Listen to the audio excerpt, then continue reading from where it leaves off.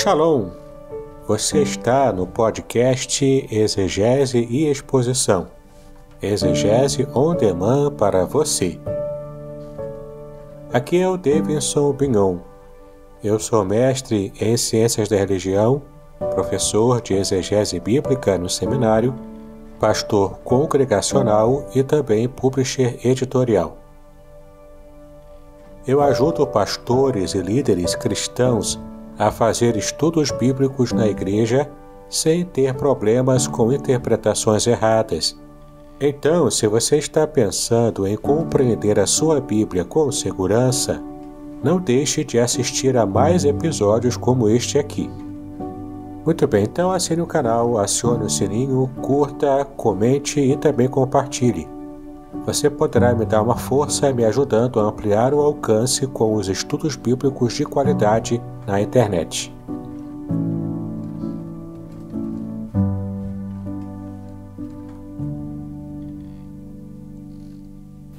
Bom, meus queridos, bom dia a quem está nos assistindo pela internet, agora com o link da Escola Bíblica Dominical. Estamos começando o nosso tema de hoje, é um tema de classe única. Hoje, nesse dia especial, estaremos falando sobre a importância da ação social para a igreja. Nós vamos ter uma abordagem muito própria do que é esse serviço de ação social. E é mais do que um serviço, né? É um ministério, na verdade. É um dos principais ministérios que a igreja precisa estar aplicando em prática, colocando em prática no seu dia a dia. Então, vamos ter uma palavra de oração inicial, mais uma palavra, então estaremos começando a nossa aula de hoje. Pai, nós te louvamos pelo privilégio que temos em estar em tua casa nesse momento. Para começar, Pai, o tema de nossa aula. Pedimos a tua graça, a tua bênção renovada sobre nós, para que possamos falar sobre a ação social na tua casa, de modo a trazer esclarecimento e a trazer também, Senhor, engajamento nos corações daqueles que estão participando. Então, trata conosco, nos abençoa, fala nosso coração nessa manhã. Pedimos a Ti, em nome de Jesus, hoje para todos sempre. Amém e amém. Muito bem. Falando sobre ação social, a gente está falando de um ministério dos mais importantes que nós podemos enxergar e vislumbrar em nossa igreja, e nas igrejas evangélicas de um modo geral. No momento em que uma crise, uma hecatombe como essa de Petrópolis acontece, a gente percebe a força do corpo de Cristo, a força da igreja de Cristo. Aliás, até mesmo aquele que não é cristão, aquele que não está nem aí para o Evangelho, não está nem aí para as coisas de Deus, ele, se tiver um pouco de consciência aguçada, consciência social, ele, inclusive, reconhece, essa pessoa reconhece a importância da igreja evangélica, do movimento evangélico, especialmente nessa ação social em periferias da cidade. E o quanto isso é marcante, inclusive, para qualquer estudioso de sociologia, por exemplo, para qualquer sociólogo. A menos que ele já esteja com a mente enviesada e contrária à ação evangélica pelo simples preconceito contra o evangelho. Mas o fato é que mesmo aquele que não tem a fé cristã consegue enxergar com bastante propriedade a ação evangélica e o quanto isso é importante e é abençoador para muitas comunidades carentes, né? Então a gente sente justamente a dificuldade, na hora da dificuldade ou na hora da luta pessoal, a importância de um ministério de ação social no seio das igrejas evangélicas de um modo geral. Vamos estar abrindo a Bíblia em Mateus capítulo 4, do versículo 23 ao 25. Mateus capítulo 4, do versículo 23 ao 25. A gente vai ler aqui o que o texto tem a nos dizer. Mateus capítulo 4, versículos 23 a 25. E percorria Jesus toda a Galileia, ensinando nas suas sinagogas e pregando o evangelho do reino, e curando todas as enfermidades e moléstias entre o povo. E a sua fama correu por toda a Síria, e traziam-lhe todos os que padeciam, oprimidos por várias enfermidades e tormentos, os endemoniados, os lunáticos e os paralíticos, e ele os curava. E seguia uma grande multidão da Galileia, de Decápolis, de Jerusalém, da Judéia e de além do Jordão. É interessante a gente perceber aqui esses locais mencionados no texto, porque a fama de Jesus percorreu em cidades e povoados da Galileia que eram ímpios, que eram gentios, pelo menos. Mas olha que interessante, ele começa a pregar, e ao pregar fazia as curas e também fazia a ação social, até mesmo o alimento. Com a multiplicação dos pães, Jesus já fez. E essas informações circulavam, o burburinho circulava, não apenas em Jerusalém, não apenas no centro da religiosidade judaica, mas também circulava nessas cidades eminentemente gentias. Ou seja, uma população que não tinha nenhum tipo de interesse em acompanhar a religiosidade propriamente de Israel, porque ela estava no entorno da Galileia. Tinham as suas tradições pagãs, tinha talvez até a sua religião pagã. Mas quando Jesus começou a pregar e começou a fazer essas boas obras, as obras de ação social, isso chamou a atenção desses gentios. Chamou a atenção dessas pessoas que estavam alheias ao modo judaico antigo, primitivo ali de fazer as coisas. E não estavam nem um pouco inclinados a ficar querendo seguir aquela religiosidade engessada do judaísmo, porque isso não trazia vida para eles. Então, o que fez a diferença, o que chamou a atenção, foi algo que Jesus fazia justamente nessa ação social, que, de fato, trouxe diferença e destaque, né, para a sua fama naquela localidade. A gente vai ver aqui que a evangelização, pregar o evangelho, é a responsabilidade da igreja. O próprio Jesus disse, né? Ide por todo o mundo e pregar o evangelho, batizando-os em nome do Pai, do Filho e do Espírito Santo. Pregar o evangelho também há uma dimensão embutida ali, que é a dimensão da ação social, especialmente em comunidades com dificuldades nessa área, que precisam da ajuda de um agente externo para que possa continuar sobrevivendo. Agora, é importante, já desde o começo, a gente fechar aqui uma distinção, tá?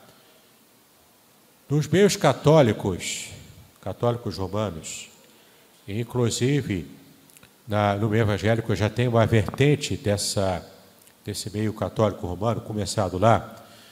No meio católico romano existe as conhecidas comunidades eclesiais de base, que são uma forma da Igreja Católica a fazer a ação social, além das outras pastorais, né, as pastorais próprias da Igreja Católica para fazer isso. E ok, beleza. Só que essas comunidades eclesiais de base, que compõem um grupo maior da teologia católica chamada de teologia da libertação, cujo maior expoente é aquele frei famoso, Leonardo Boff, que foi até excomungado da Igreja Católica, né, devido a algumas posturas dele. Mas o fato é que essas comunidades eclesiais de base têm, junto com a visão cristã, católica, está embutido ali a visão marxista. Karl Marx, socialismo, comunismo. Tá? E esse tipo de envolvimento faz com que eles criassem uma frase, que é uma espécie de síntese máxima do que seria o objetivo das comunidades eclesiais de base da teologia da libertação. que essa frase máxima seria que Jesus faz opção preferencial pelos pobres. Já deve ter ouvido essa frase. Jesus faz opção preferencial pelos pobres. Essa é uma frase antibíblica. Jesus não faz opção preferencial por ninguém. Ele alcança pobres e ricos. E em determinadas situações, os ricos, opressores, também são oprimidos. Eles são oprimidos pela sua própria riqueza, pelo seu próprio status social. Não é? Então, quantas vezes a gente ouve, por exemplo, histórias de ricos que só conseguem dormir a poder de remédio? Gente rica, com muito dinheiro no bolso, saúde para dar e vender. Mas quantas dificuldades eles têm porque não conseguem ser felizes. Tantas opções de escolha que ele tem do que ele quiser. Se ele quiser comer uma pizza, ele pode ir para a Itália comer a pizza italiana, direto da fonte. Mas ele não tem algo que vai realmente preencher o vazio do seu coração. Então ele se perde na sua riqueza. Haja visto que no texto bíblico, Jesus fez de tudo para alcançar um rico publicano chamado Zaqueu.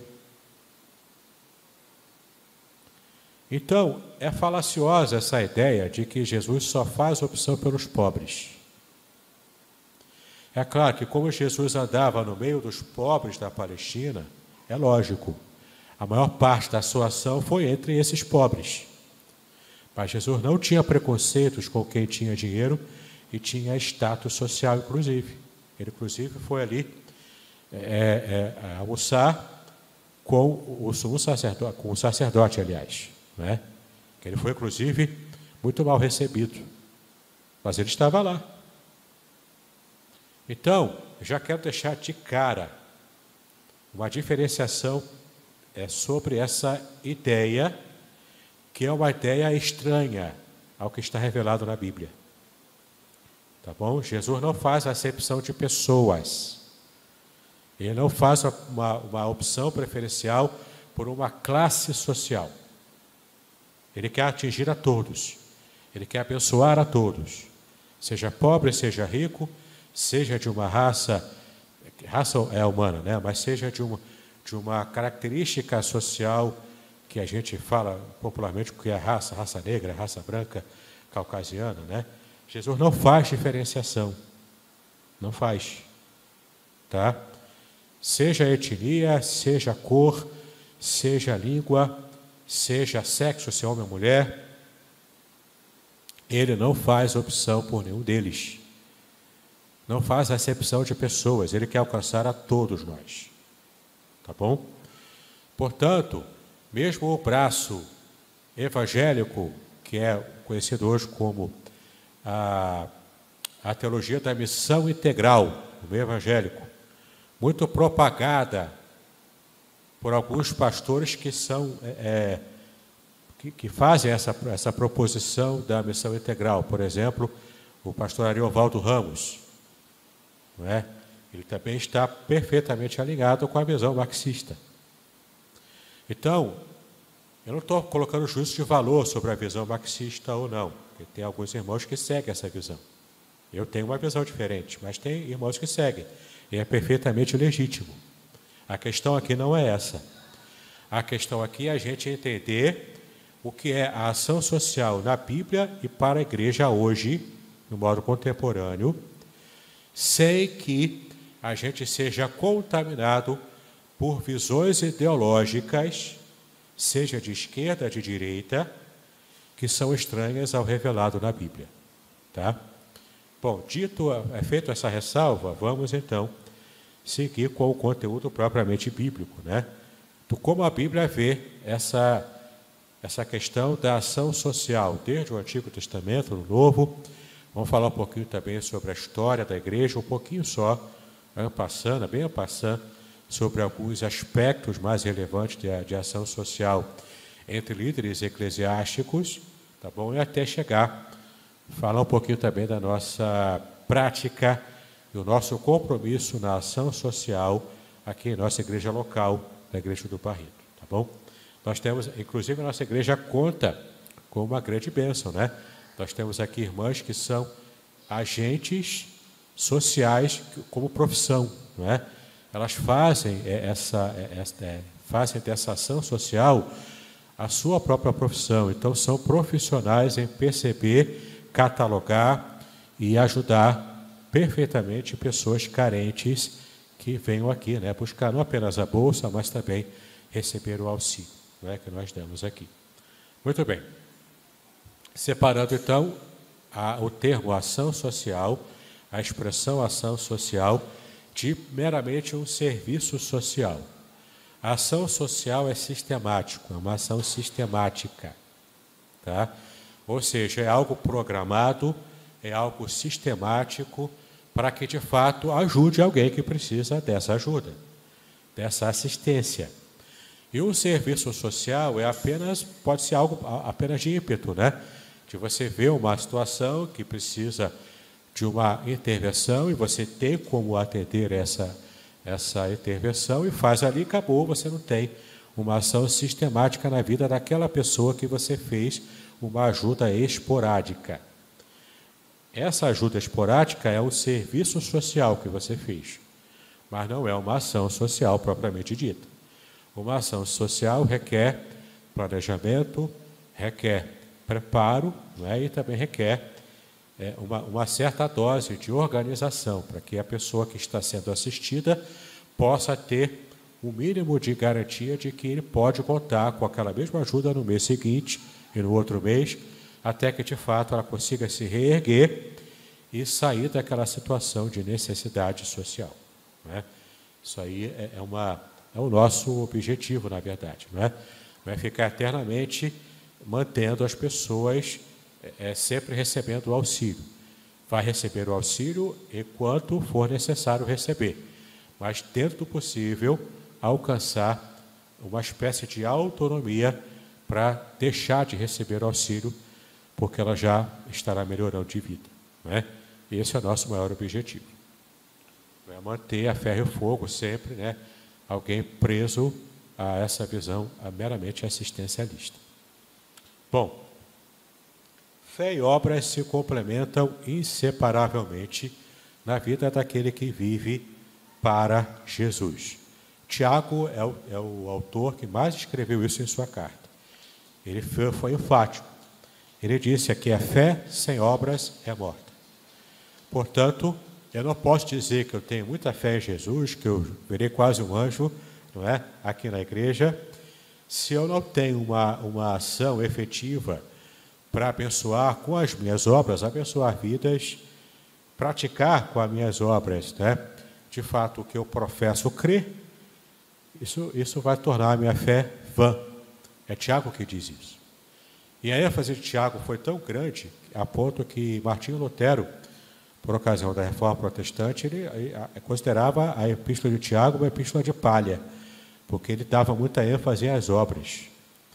E o fato é que, na época de Lutero, a vibe daquele período era se livrar da Igreja Católica, da influência da Igreja Católica, e, de fato, a ênfase da Igreja Católica era a salvação pelas obras. Lutero, portanto, quis enfatizar a salvação, não pelas obras, mas pela fé somente, é o sola fide, não é? Então, por causa dessa ênfase, ele tinha dificuldade com a epístola de Tiago. Mas a gente sabe o quanto Tiago enfatiza essa questão das boas obras. Vamos ver também os fundamentos dessa responsabilidade social da igreja desde o Antigo Testamento. Desde o Antigo Testamento, inclusive, foi um dos motivos de Deus ter enviado o cativeiro, tanto assírio quanto babilônico, para Israel. Não era apenas a idolatria era o mais importante. A idolatria que Israel estava cometendo com os povos e deuses pagãos. Isso era o mais importante, era o mais visível. Mas não era só a idolatria. Israel também foi levado para o cativeiro por negligência do que eles chamam de justiça social. E aqui vem um conceito muito interessante na língua hebraica, na cultura hebraica, que é o conceito de Tzedakah. Esse período que nós fazemos aqui na nossa igreja, o gasofilácio aqui aberto, para os irmãos virem trazer suas ofertas, dízimos e ofertas, a parte de ofertas principalmente, eles chamam na língua hebraica de Tzedakah. Tzedakah não é traduzido literalmente como oferta, mas é traduzido como justiça social. Por quê?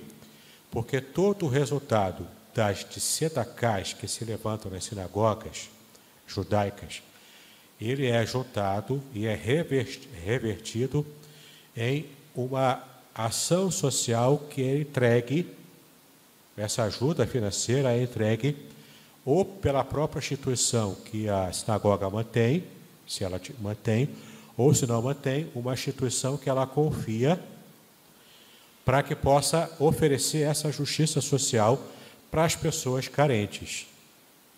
Então, nós temos aqui esse conceito que seria interessante se a gente pudesse assimilar também. Quando você vem aqui no gasofilácio dar a sua oferta para a obra da igreja, ou para abençoar o nosso culto de ação social, que a gente faz aqui aos segundos sábados de todo mês, né? Você pode vir aqui com essa ideia. Eu não estou apenas dando uma oferta para ajudar alguém. Eu estou praticando justiça social que é ordenada na Bíblia desde o Antigo Testamento e prevaleceu até o Novo Testamento. Vamos ver aqui alguns versículos. Eu prometo não me delongar muito por causa da assembleia que ainda temos hoje, mas eu preciso seguir aqui com o nosso conteúdo, né? No Antigo Testamento, abre aí em Deuteronômio 15, versículos 10 e 11. Deuteronômio, capítulo 15, versículos 10 e 11.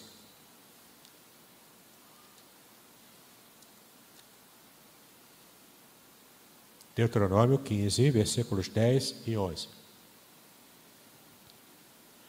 Livremente lhe darás, e não seja maligno o teu coração, quando lhe deres. Pois por isso te abençoará o Senhor, teu Deus, em toda a tua obra, em tudo o que empreenderes. Pois nunca deixará de haver pobres na terra. Por isso eu te ordeno, livremente abrirás a mão para o teu irmão, para o necessitado, para o pobre na sua terra. Veja aqui o quanto esse texto aqui traz essa ideia da ação social, de você praticar a justiça social, como sendo algo eminentemente espiritual. Então, quando você abençoa a ação social, quando você ajuda alguém, você está, na verdade, prestando um culto a Deus com a sua ação de boa obra, com a sua ação de justiça social. Você está agradando tão perfeitamente o coração de Deus com isso, que você está juntando sobre si brasas vivas sobre a sua cabeça, porque são as obras dos santos. Essas obras não vão concorrer para a sua salvação, não. Salvação, ela resolvida em Cristo Jesus, é pela graça mediante a fé. Não implica em obras, não está em jogo aqui a salvação.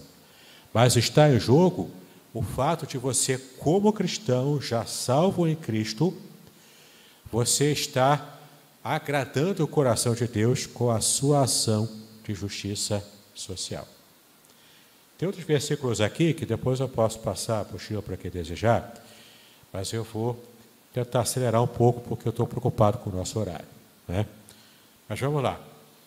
Esse texto, portanto, de Deuteronômio capítulo 15, fala dessa dimensão espiritual de quem tem esse esforço para ajudar o pobre.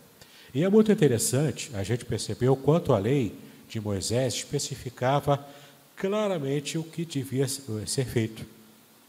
Por exemplo, imagine que você é o dono de uma terra, você, portanto, tem esse privilégio lá em Israel antigo de ter uma terra para você poder cultivar, ter o seu ganha-pão, você não passa dificuldade por isso, porque Deus te abençoou com uma terra lá no Israel antigo.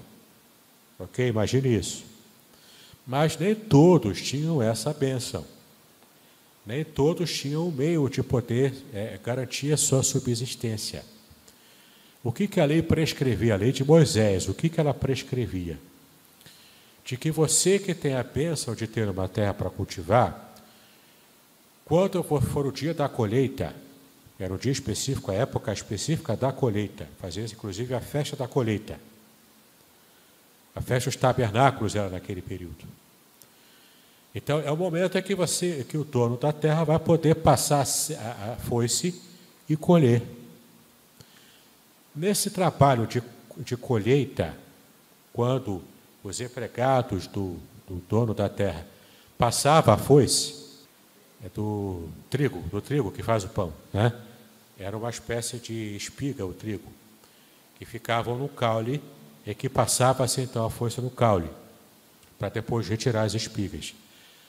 Toda aquela parte do trigo que caía no chão, não era, quem seguia a lei estritamente, quem obedecia a lei, não era para os empregados se abaixarem para colher aquela parte da colheita que caiu no chão. Não era. Era para deixar ali. Por que era para deixar ali? Porque depois que os empregados do dono passavam fazendo a colheita oficial do dono, toda aquela parte que ficava no chão era para os pobres chegarem depois e colherem aquilo como segunda leva, para que eles pudessem então ter o que comer. Isso era prescrito na lei. Era uma obrigação legal de quem era o israelita, que tinha a bênção de poder colher, de ter uma terra para poder plantar e colher, e ele dava orientações para os seus empregados: não recolham o que cair no chão, deixa para os pobres. Na Bíblia tem o livro de Ruth. O livro de Ruth acontece exatamente isso. Depois da fome lá, em que Noemi e Ruth voltam para Jerusalém, elas voltam e ficam naquela condição de pobres. Precisavam da ajuda alheia para poder receber o alimento. Naquela época não tinha previdência social, não tinha governo para poder garantir nada disso. Era cada um por si. No máximo, os familiares podiam tentar ajudar, mas no caso de Ruth e Noemi, não tinha mais familiares. Ruth era viúva, assim como Noemi. Não tinha como ter outra perspectiva de vida. Só para vocês terem uma ideia, sabe qual era a situação de uma viúva que não tinha filhos para cuidar dela? E não tinha parentes próximos para cuidar? Era fazer a mendigaria, né? Mendigar o pão, ou se prostituir. A maior parte das prostitutas que aparecem na Bíblia são pessoas que ou enviuvaram, ou tiveram uma desgraça social qualquer, que não tiveram outra opção a não ser se prostituírem para poder sobreviver. Então, o que acontece? Para não se prostituírem, Ruth e Noemi se submeteram à situação de receber o que se deixava para os pobres na colheita. E Boaz fez isso. Boaz era um homem íntegro, obedecia à lei de Deus. Ele dava ordem para os seus empregados: o que cair, deixa ali para os pobres. Foi isso que alimentou inicialmente Noemi e Ruth. Entendeu? Depois, a gente conhece a história da Bíblia. Se você só está habituado a ver a novela da Record, eu te aconselho a ler a Bíblia, né? Ali você vai ter uma compreensão muito mais completa do que o texto diz, né? Então, o que acontece? Nós conhecemos a história. Noemi é alimentada, é abençoada. Ruth caiu nas graças de Boaz. Boaz, então, faz o resgate de Ruth e garantido, então, o futuro de Ruth e Noemi. Inclusive, a Ruth se torna a avó do rei Davi. Ela se torna a mãe de Jessé e a avó do rei Davi, de onde também veio Jesus Cristo, da linhagem de Davi, para abençoar o mundo inteiro. Veja como Deus abençoou uma mulher, no caso Ruth, que começa numa situação deplorável de pobreza. E ela foi ajudada, foi abençoada por um homem justo que seguia a lei de Deus, não é? Tem outras passagens aqui, vocês podem ver depois, caso você queira a apostila. se esse é um tema que te interessa. Mas vamos dar uma vista agora no Novo Testamento, para a gente não gastar muito tempo. Vamos lá em Mateus, capítulo 26, versículo 11. Mateus, capítulo 26, versículo 11. Porque os pobres sempre o tendes convosco. Aqui ele está repetindo o Deuteronômio, que nós já lemos, né? Mas a mim nem sempre me tendes. Isso aqui é Jesus reforçando essa compreensão que a pobreza é uma constante na vida da humanidade, na vida social humana. Que é, claro, o resultado do pecado também, né? Do pecado de Adão e Eva, pecado original. E, infelizmente, a gente ainda precisa lidar com essa questão de injustiça social e de pobreza, que é ainda o flagelo da humanidade. Podcast Exegese e Exposição. Exegese on demand para você.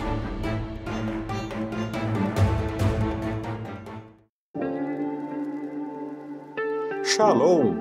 Aqui é o Davidson Pignon. Eu ajudo pastores e líderes cristãos a fazer estudos bíblicos na igreja sem ter problemas com interpretações bíblicas erradas. Então, se você está pensando em compreender a sua Bíblia com segurança, não deixe de assistir a mais conteúdos como este aqui neste canal. Gálatas, capítulo 2, versículo 10. Gálatas, capítulo 2, versículo 10. Gálatas 2, 10.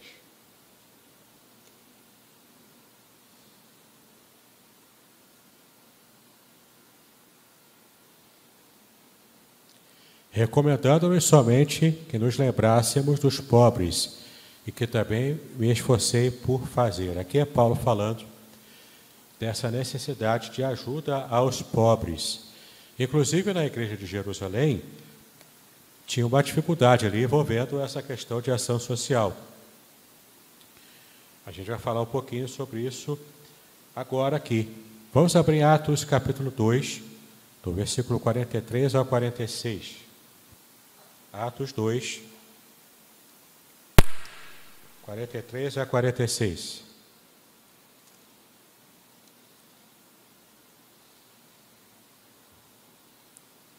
Atos 2, 43 a 46.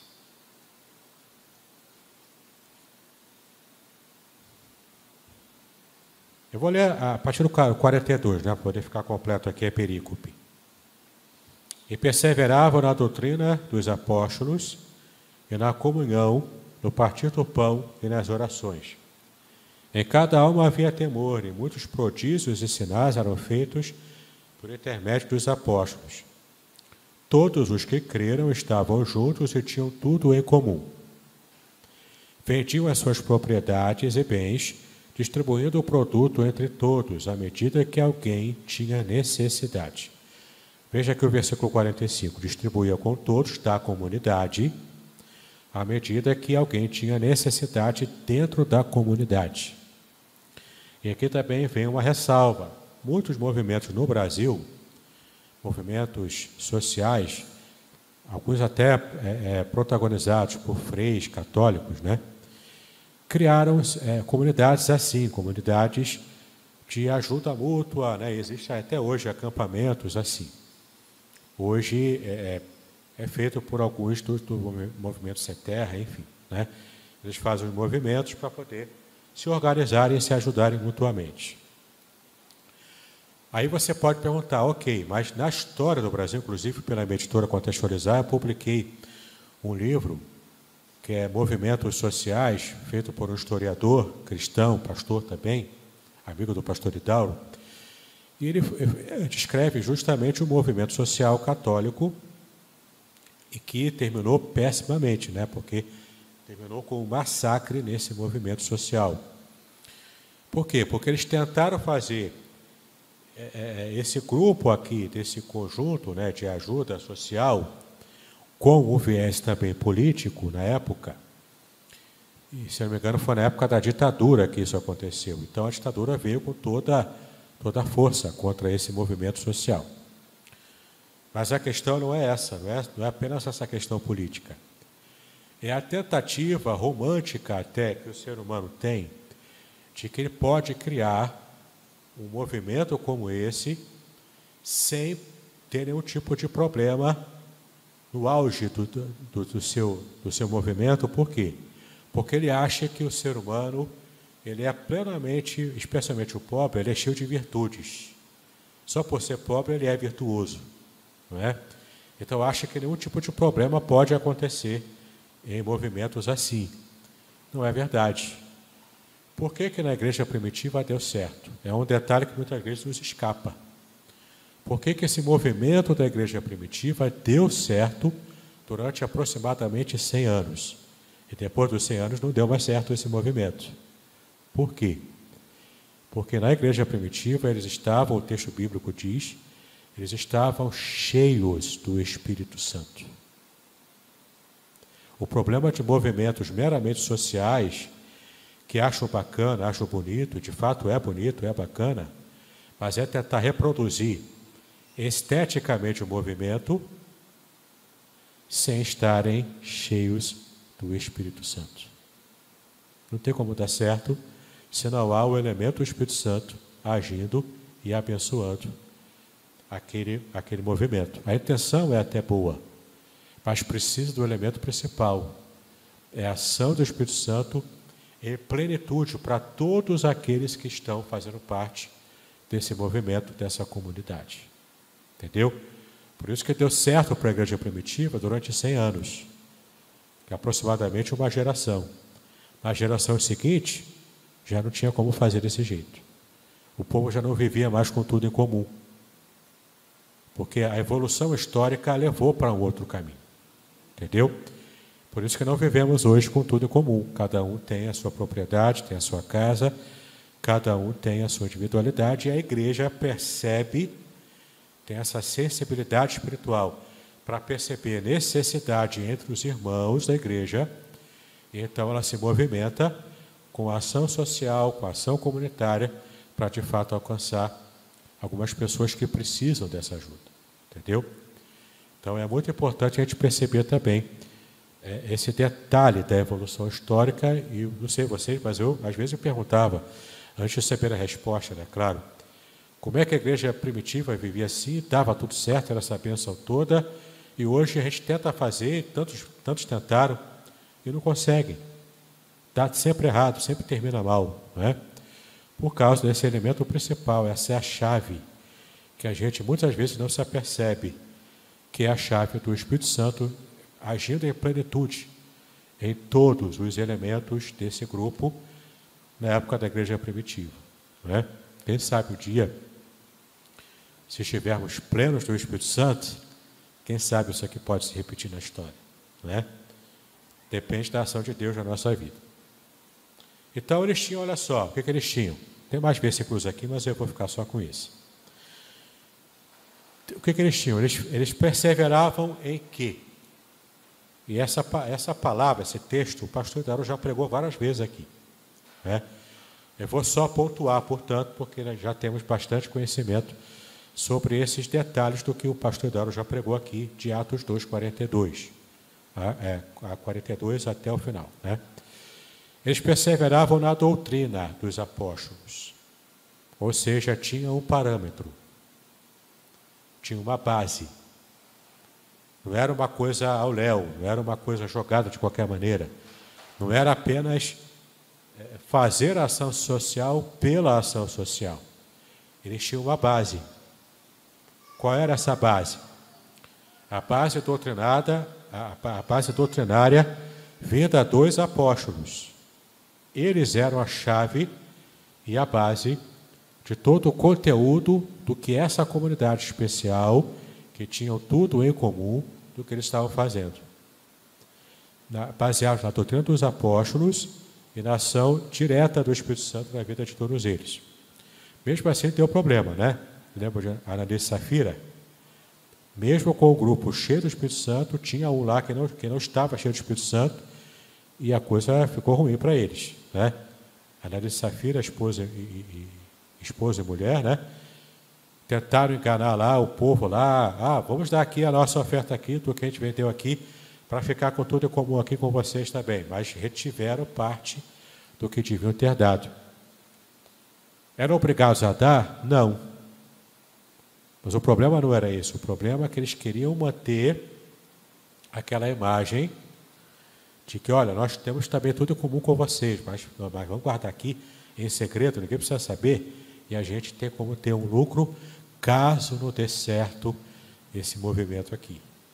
Essa era a intenção deles. Era a falta de fé. E querer manter as aparências de uma espiritualidade, de uma fé que na verdade não existia.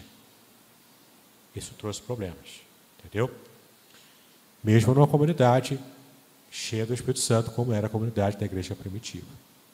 Mas quando há um elemento destoante, o problema acontece ali, né? Bom, perseveravam na comunhão.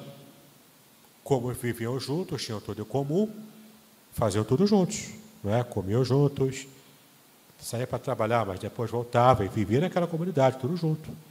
Porque tinha uma ação do Espírito Santo agindo sobre eles, a ponto de eles desejarem isso. Isso estava em franca ebulição no coração deles. O coração ardia por estarem juntos. Por isso tinham essa comunhão. Tá bom? Que isso se materializava como? Na vida em comum que eles tinham na comunidade e também no partir do pão, que envolve aqui tanto o sentido de ceia do Senhor, né? Como o pastor Dero já nos explicou também nas pregações que ele fez, e também tinha essa visão comunitária, quando o texto diz que eles se cuidavam uns dos outros, para que não houvesse nenhum tipo de necessitado no meio cristão, na igreja primitiva, né? Perseveravam, portanto, na solidariedade, na ajuda mútua, não apenas então um pedaço de pão para matar a fome de alguém, mas era participar mesmo da vida íntima uns dos outros. Preocupação genuína. Se alguém ficava doente, eles tinham preocupação genuína, como se fosse um irmão da mesma família, não é? Eles ficavam preocupados, ficavam ansiosos, querendo ajudar. Era uma ação realmente como uma família nessa comunidade da igreja primitiva. Então, perseveravam na doutrina, na comunhão, na solidariedade e perseveravam em oração, tá? Essa era uma tônica e uma constante na vida dos irmãos da igreja primitiva lá. Mas, como eu disse, durou 100 anos, né? Foi o tempo que Deus permitiu que essa comunhão genuína, perfeita, acontecesse, e tivemos apenas a história nesse percurso de apenas Ananias e Safira. E olha só, né? Deus agiu diretamente, instantaneamente, resolvendo o problema ali de Ananias e Safira, para não deixar contaminar o grupo de cristãos que eram um só corpo em Cristo. Bom, a igreja também era caridosa, como a gente está vendo aqui, não é? Inclusive, quando alguns irmãos da igreja de Jerusalém passaram por dificuldades, Paulo menciona isso nas suas epístolas, de que havia uma coleta para ajudar esses irmãos de Jerusalém, tá? Então, mesmo depois que passou essa fase aqui do movimento cristão de estarem todos juntos, com tudo em comum o tempo todo, mesmo depois que se desvencilhou esse grupo, né, unido, com as igrejas locais já divididas, Paulo informa que havia essa preocupação, e a informação corria entre as igrejas para ajuda mútua. Inclusive, Paulo, como apóstolo, tempo integral fazendo essa obra, ele às vezes, quando dava, ele fazia a tenda, mas quando não dava, ele passava dificuldade, e ele recebia ofertas também, de vez em quando, né? Embora ele fosse um fazedor de tendas, mas ele também já recebeu ofertas para poder ter a manutenção do seu ministério, do seu trabalho de pregação, tá? Então, a igreja primitiva cumpria a sua missão social, veja aqui, em 2 Coríntios, capítulo 8, versículos 3 e 4. 2 Coríntios, capítulo 8, versículos 3 e 4, que fala justamente da oferta levantada pelos irmãos da Macedônia para os pobres da Judéia. Então veja aí, 2 Coríntios 8, versículos 3 e 4. Porque eles, testemunho eu, na medida de suas posses e mesmo acima delas, se mostraram voluntários, pedindo-nos com muitos rogos a graça de participar da assistência aos santos. Então, quando participamos da assistência aos santos, isso é visto por Deus como graça. Ele nos dá a graça de participarmos, a bênção de participarmos, ajudando os necessitados que estão dentro da comunidade cristã. Então não podemos expandir e abençoar outros que não sejam cristãos? Podemos, mas não é a prioridade. A prioridade da igreja é primeiro ajudar os domésticos da fé, aos santos, aos cristãos. E depois também ter o lastro para alcançar aqueles que estão necessitados e precisam, mesmo sem serem cristãos, tá? Mas a principal responsabilidade da igreja é ajudar primeiro aqueles que estão em necessidade e são parte da comunidade cristã, comunidade de fé. Ok? Alguém quer fazer pergunta? Oi, traz o microfone aqui, por gentileza, para o nosso irmão aqui fazer a pergunta. Se eu souber a resposta, eu trago. Se eu não souber, peço ajuda à Cássia, ela me ajuda ali. Só a referência? 2 Coríntios, capítulo 8, versículos 3 e 4. Já foi. É só a referência. Ok. Se alguém quiser perguntar, participar, pede aí, tá? Peça agora ou cale-se para sempre. Não é? Eu posso dar uma paradinha aqui e deixar você perguntar ou falar, tá bom?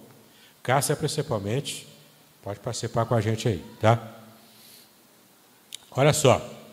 Então, eles tinham mutualidade, responsabilidade, o cuidado de uns dos outros e também proporcionalidade. Ou seja, depois dessa fase de Jerusalém, lá em Atos, a gente percebe que havia proporcionalidade nas ofertas, na entrega das ofertas, na ajuda comunitária também, especialmente no que Paulo fala aqui, quando esses irmãos ajudaram até além das próprias posses, ou seja, se esforçaram para dar além do que de fato poderiam dar de modo mais tranquilo, de modo mais confortável. Eles é como se eles estivessem tirando do seu próprio conforto para promover um pouco de conforto para o outro que estava em maior necessidade, tá? Isso é espírito cristão, isso é ação cristã na plena sociedade. Vou parar agora um pouquinho de falar da parte bíblica, já que falamos, né, no Antigo Testamento, essa questão da justiça social, as próprias leis que Deus havia dado no Antigo Testamento para produzir a justiça social, para que houvesse, dentro do possível, essa sociedade equânime em termos de vida em sociedade, para que não tivesse essa disparidade que tem aqui no Brasil, né? De gente muito rica e pouca gente muito rica e muita gente muito pobre, não é? E isso era o ideal que Deus tinha ao criar o sistema de leis que ele havia dado para Moisés. Pena que o povo não segue muito isso. Bom, vamos falar um pouquinho de ação social na história. Saindo um pouco desse período bíblico, claro que eu não vou ser exaustivo aqui, o tempo não dá, e nem meu conhecimento para isso também não dá, mas dá para eu elencar 3 exemplos de cristãos, líderes cristãos na história da igreja cristã, que fizeram diferença nessa parte, nessa área da ação social. O primeiro deles já foi até falado aqui pelo presbítero Cláudio, quando ele falou sobre a importância da escola bíblica dominical, ele falou do personagem que foi o criador da escola bíblica dominical, Robert Hicks. Ele viveu de 1736 a 1811. Então, no final no meado do século XVIII para início do século XIX. Né?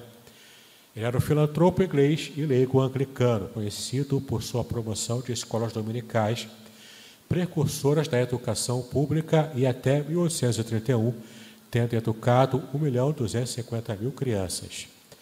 elas são vistas como as primeiras escolas do sistema educacional público inglês. Então, não é só dar comida, mas é dar educação, não é? Claro que provavelmente ele deve ter dado lanche, comida ali para aquelas crianças. Eram crianças de rua. Eu imagino que também dava alimentos. Mas o foco de Robert Reis era dar educação para crianças de rua que ficavam jogadas ao léu, todas ali, talvez sujeitas a drogas, bebidas e por aí vai, né? Na época a droga, se não me engano, era o ópio que existia e que graçava na sociedade daquele período. Bom, outro personagem muito importante também na história da igreja, ele se destacou até mais diretamente nessa questão da ação social, era o George Miller. Viveu de 1805 a 1898. Portanto, ele viveu em todo o século XIX. Né? Evangelista e missionário inglês, notável por sua fé na providência de Deus e pela sua obra a crianças desamparadas através da construção de orfanatos, onde recebiam roupas, comida e uma boa educação também. E é interessante a história de George Miller, porque ele não tinha recursos, ele não pedia recursos, ele não fazia campanha de recursos com um alvo, um objetivo, nada disso, ele só orava. George Miller mantinha vários orfanatos que ele havia criado para cuidar dessas crianças desamparadas, dando comida, abrigo e escola. Como é que ele recebeu os recursos para isso? Ele só orava. E Deus mandava. Deus nunca deixou de mandar recursos para George Miller. Nunca. Às vezes ele tinha experiências de, no final do segundo tempo, Deus mandar o recurso. Mas ele se mantinha firme. E não se deixava esmorecer na sua fé de que Deus providenciaria o recurso para que, de fato, ele pudesse cuidar daquelas crianças, milhares de crianças que ele cuidava nos orfanatos que ele havia criado. É também um exemplo para a gente. Por fim, o terceiro exemplo é o outro Robert Reid Calley. Não tem como, né? Se eu quiser tratar do nosso meio que somos congregacionais, tem que falar de Calley, não é? Ele também se destacava na sua ação comunitária também, não é? Robert Reid Calley, ele viveu de 1809 a 1888. Era um médico e pastor escocês. Atendia pacientes e pregava o evangelho em Petrópolis. Vários lugares, em Petrópolis também, né? Foi o primeiro professor de escola bíblica dominical do Brasil que promoveu uma classe de adultos mesclada com negros e brancos antes da abolição da escravatura. Né? O pastor Daro, se não me engano, já explicou aqui em outra ocasião esse período histórico. Eu tenho falado sobre esse período para os que participam da minha classe de Nova Vida. A parte histórica também faz parte do currículo deles. E, de fato, o primeiro começa com Sarah Calley falando com 5 crianças sobre a história de Jonas. Coisa de 2 semanas depois, Robert Calley cria uma classe de adultos em Petrópolis, em que faz uma classe única, mesclada entre negros e brancos, negros escravos e brancos senhores de escravo. Numa época que existia a escravidão aqui no Brasil ainda. E mais tarde, Robert Calley, quando fundou a Igreja Fluminense, um dos quesitos para ser membro da igreja era alguém branco não tivesse escravos. Não podia ter escravos na Igreja Fluminense. Veja que consciência social também no século XIX, aqui no nosso país. Não é? Então, essa questão da justiça social que envolve uma amplitude de ações. Não apenas dar comida, não apenas dar abrigo, não apenas dar escola para a criança, não apenas ajudar, mas também, inclusive, encabeçar e fazer parte de um movimento de justiça social no que envolve as situações de completa injustiça, como essa da nossa vergonha histórica da escravidão aqui no nosso país. Né? E muitas igrejas as igrejas católicas não brigaram por isso na época, e apenas Robert Calho foi o primeiro aqui no Brasil a, de fato, ter uma opinião e uma consciência social com respeito a esse assunto, né? Então, isso serve também de orgulho para a gente que é congregacional, em ter um fundador da nossa denominação que tinha essa consciência social de modo tão precoce aqui no Brasil, né? Bom, como desenvolver a responsabilidade social na igreja? Como que a gente pode fazer isso? Aí tem a ver com a liderança, né? Com pastores, oficiais, líderes de um modo geral. Uma pregação fiel, autêntica da palavra de Deus. Quando pregamos fielmente o que a Bíblia ensina, a gente também vai falar da Bíblia toda, e ela fala bastante sobre justiça social, sobre ação social. Essa é uma forma também. Uma ênfase maior na vida piedosa responsável entre os irmãos. Quando também damos essa ênfase nas pregações, nos ensinos da nossa igreja, a gente consegue então implantar essa consciência de querer estar próximo de Deus. Isso faz com que se busque a justiça social. A redescoberta é o exercício fiel dos dons espirituais. Também é uma forma de você conscientizar a igreja, porque um dos dons espirituais é o dom de ajuda, em que alguém é despertado por Deus de modo especial, e de repente é uma pessoa que tem recurso para ajudar outros, né? Mais do que apenas aderir a uma campanha geral da igreja, ele tem isso como um compromisso pessoal, né? E ele geralmente, quando faz, ele se alegra quando pode fazer assim. É o dom de ajuda, o dom de socorro, que a Bíblia diz. A busca por uma vida controlada pelo Espírito Santo em todas as áreas. Isso tem a ver com o quê? Com o avivamento. O avivamento numa igreja local produz essa conscientização de que precisa trabalhar ativamente para a justiça social. O avivamento faz isso. Por isso que, por exemplo, nas comunidades em que havia avivamento na história, naquela comunidade em que havia o avivamento, era por um período de tempo, não era eterno, né? Era por um período de tempo, mas naquele período do avivamento, melhorava-se, inclusive, os índices de justiça social. Pessoas que estavam nas ruas eram atendidas pela igreja com maior facilidade e maior abrangência. Crimes que eram cometidos deixavam de ser cometidos, e melhorava toda uma ambientação na sociedade de uma igreja que estava em franco avivamento. Coisa que a gente não percebe hoje em dia quase. São Gonçalo, né, o pastor Daro já fala isso também, é o maior local, a maior comunidade da América Latina, onde tem mais igrejas evangélicas por metro quadrado. Mas a gente não vê isso sendo completamente percebido na questão de como a sociedade vive. Porque os números de assassinato permanecem, até mesmo para quem trabalha, né, com estatísticas de ação social, percebe também que a maior parte dos casos de violência doméstica do marido batendo na esposa acontece no meio evangélico, aqui em São Gonçalo. Quando eu soube disso já há alguns anos, eu fiquei estarrecido. Mas são estatísticas oficiais. Entendeu? Não está acompanhando o avivamento. O avivamento não está acontecendo, é só uma proliferação de igrejas. Pelos mais diversos motivos. Igreja que está em processo de avivamento, isso também se reflete na sociedade ao redor. Né? Uma maior abertura para a discussão das questões sociais que afligem também a sociedade.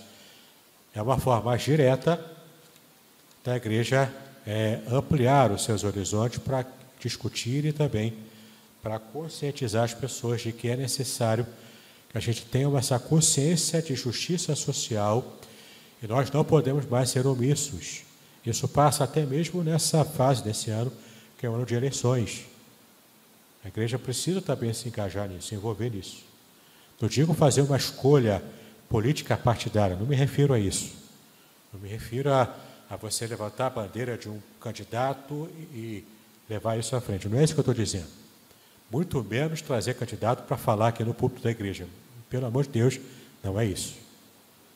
A nossa visão é completamente avessa a esse tipo de ação que é feita em algumas igrejas evangélicas. Não é isso.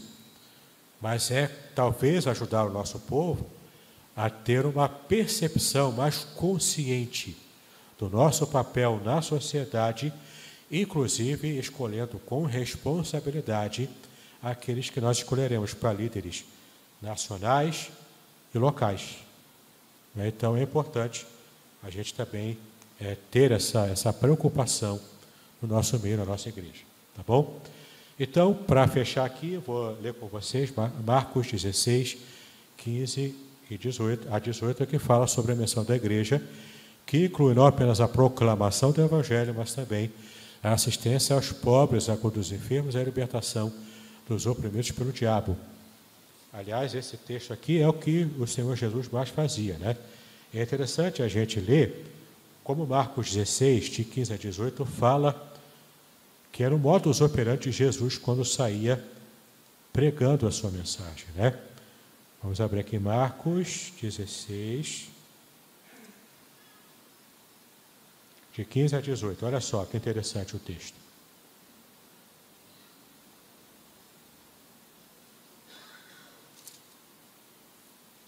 Lá no final do Evangelho de Marcos. E disse-lhe: ide por todo o mundo e pregai o Evangelho a toda criatura. Ok. Quem crer e for batizado será salvo. Quem, porém, não crer, será condenado.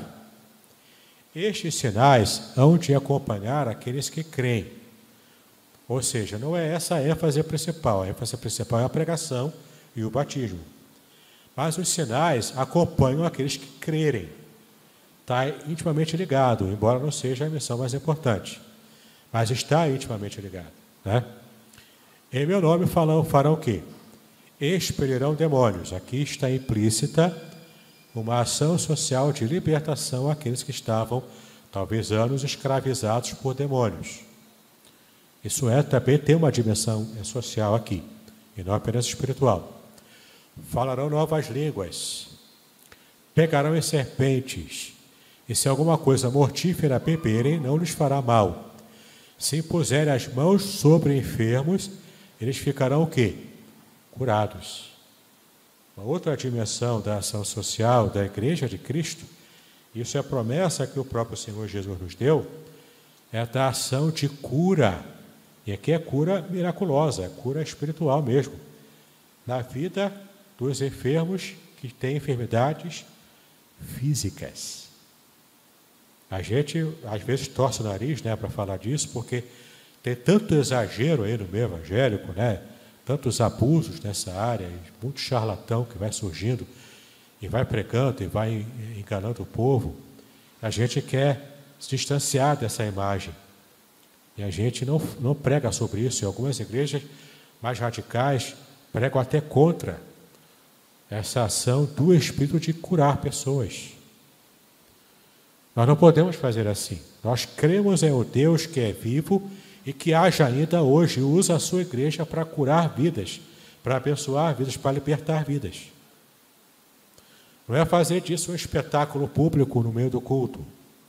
Mas quando surge a necessidade, a igreja tem que estar pronta, tem que estar preparada espiritualmente, emocionalmente, para libertar pessoas cativas por demônios, por doenças e por situações de miséria.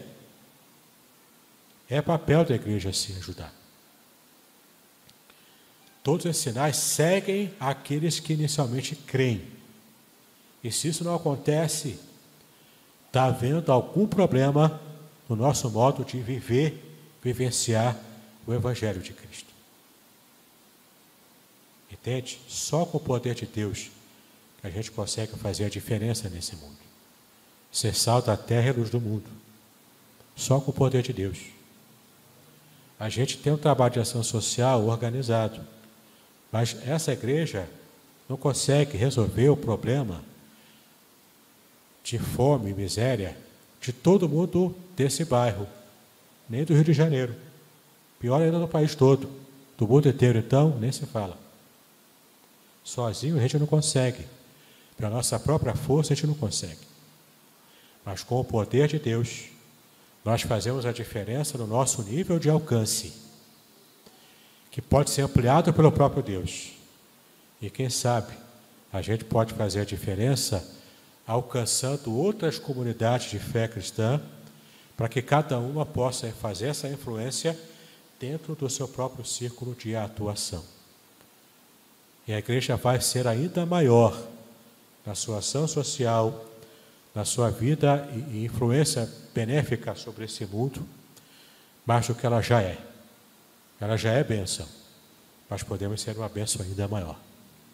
Que Deus nos abençoe nesse mistério, nesse desejo, nessa missão. Amém? Muito bem, agora o que eu gostaria de ver é a sua participação.